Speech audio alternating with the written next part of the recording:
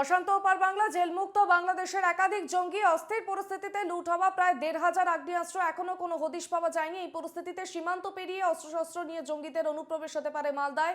গোয়েন্দা দপ্তর সূত্রে এমনই খবর পাওয়া যাচ্ছে এবং তারপরে নিরাপত্তা বাড়ানো হয়েছে মালদার ১৭২ কিলোমিটার এলাকা জুড়ে অবস্থিত ভারত বাংলাদেশ সীমান্ত এলাকায়।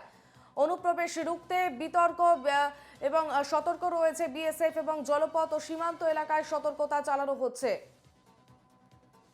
জেলমুক্ত বাংলাদেশের একাধিক জঙ্গি এবং তার মধ্যেই অস্থির পরিস্থিতিতে লুট হওয়া প্রায় ১,৫০০ আগ্নেয়াস্ত্রের এখনো কোনো হদিশ পাওয়া যাচ্ছে না। আমাদের সঙ্গে সরাসরি রয়েছেন আমাদের প্রতিনিধি সুমিত ঘোষ।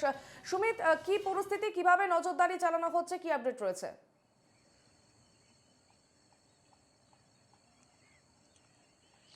দেখো, একেবারেই তাই। অশান্ত রয়েছে ওপার বাংলা এবং তার আঁচ লক্ষ্য করা গেল ভারত বাংলাদেশ সীমান্তের এপার বাংলায়। মালদহের হবিপুর সহ একাধিক এলাকায়, সীমান্তবর্তী এলাকায় বিএসএফ এর পক্ষ থেকে বাড়তি নজরদারির ব্যবস্থা করা হয়েছে। এবং তোমাকে যেটা জানাবো কি যে মালদহের বিস্তীর্ণ এলাকায় প্রায় ১৭২ কিলোমিটার এলাকা বা ভারত বাংলাদেশ সীমান্ত রয়েছে এবং তার মধ্যে ৩২ কিলোমিটার এলাকায় এখনো কোনো তারকাটা নেই এবং তার পাশাপাশি ১৮ কিলোমিটার এলাকা জলপথ রয়েছে। অর্থাৎ এই সমস্ত সীমান্ত দিয়েই কিন্তু অনুপ্রবেশ অর্থাৎ জঙ্গিরা এই ভারত সীমান্তে আসতে পারে এমনটাই কিন্তু আশঙ্কা করা হচ্ছে এবং গোয়েন্দা দপ্তর সূত্রে কিন্তু এমনটাই খবর পাওয়া গেছে।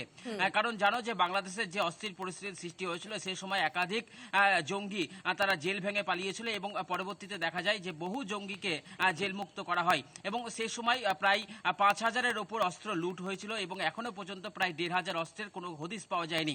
তাই এই সমস্ত জঙ্গিরা অস্ত্রশস্ত্র নিয়ে ভারতে প্রবেশ করতে পারে এমনটা কিন্তু একটা খবর রয়েছে এবং সেই খবর পাওয়ার পরই মালদহের ভারত বাংলাদেশ সীমান্তের এই হবিপুর সহ একাধিক সীমান্তবর্তী এলাকায় বিএসএফ এর পক্ষ থেকে একেবারে কড়া নজরদারির ব্যবস্থা যেমন করা হয়েছে এবং তার পাশাপাশি সীমান্ত এলাকায় যারা বাসিন্দা অর্থাৎ ভারত বাংলাদেশ সীমান্তের এই হবিপুরের যাদবনগর, আহিও সহ একাধিক এলাকার বাসিন্দারা এই মুহূর্তে যথেষ্ট আতঙ্কে রয়েছেন।